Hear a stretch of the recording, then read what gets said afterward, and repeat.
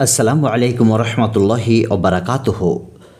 বিসমিল্লাহির রহমানির রহিম। সুপ্রিয় দর্শক মণ্ডলী, আজকের ভিডিওতে অত্যন্ত গুরুত্বপূর্ণ একটি দোয়া নিয়ে আমরা উপস্থিত হয়েছি।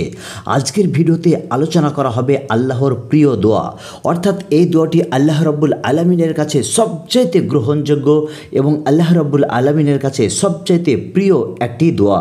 এই দোয়াটি অনেক মানুষই জানে না, কিন্তু এই দোয়াটির কতটা গুরুত্ব রয়েছে দেখুন। এই দোয়াটি হচ্ছে আল্লাহ রাব্বুল আলামিনের কাছে সবচাইতে প্রিয় এবং ইউজফুল দোয়া।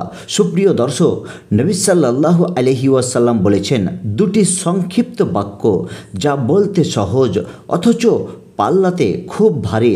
এখানে পাল্লা বলতে মিজানের পাল্লা অর্থাৎ নেকির পাল্লাকে বোঝানো হয়েছে ও আল্লাহর নিকট তা খুবই প্রিয়। তা হলো এই দোয়াটি। বুখারী শরীফ একটি সবচেয়ে গ্রহণযোগ্য কিতাব বা ধর্মগ্রন্থ।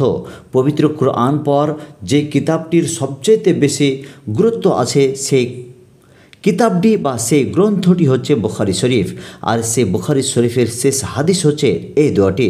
আল্লাহ রাব্বুল আলামিনের এতটাই প্রিয় এই, চলুন তাহলে আমরা এই দোয়াটি বর্ণনা করি। বিসমিল্লাহির রহমানির রহিম। সুবহানাল্লাহি ওয়া বিহামদিহি সুবহানাল্লাহিল আযীম সুবহানাল্লাহি ওয়া বিহামদিহি সুবহানাল্লাহিল আযীম সুবহানাল্লাহি ওয়া বিহামদিহি সুবহানাল্লাহিল আযীম। এই দোয়াটি যদি পাঠ করেন তাহলে যতবার পাঠ করবেন ততবার জান্নাতে একটি আপনার গাছ লাগানো হবে এবং জান্নাতের প্রশস্ত আরও আপনার বৃদ্ধি পাবে।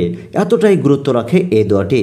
এই দোয়াটি যদি আপনি প্রথম শুনে থাকেন তাহলে এই দোয়াটি আপনি অন্য ভাইদের জন্য শেয়ার করতে কিন্তু ভুলবেন না। দর্শক মণ্ডলী, অত্যন্ত গুরুত্বপূর্ণ দোয়া, আল্লাহ রাব্বুল আলামিনের কাছে সবচেয়ে প্রিয়, মুখে উচ্চারণে সবচেয়ে ছোট্ট দুটি কালেমা বা বাক্য এবং দাড়ির পাল্লাতে অর্থাৎ মিজানের পাল্লাতে অতি ভারী এই দোয়াটি অত্যন্ত গুরুত্ব রাখে।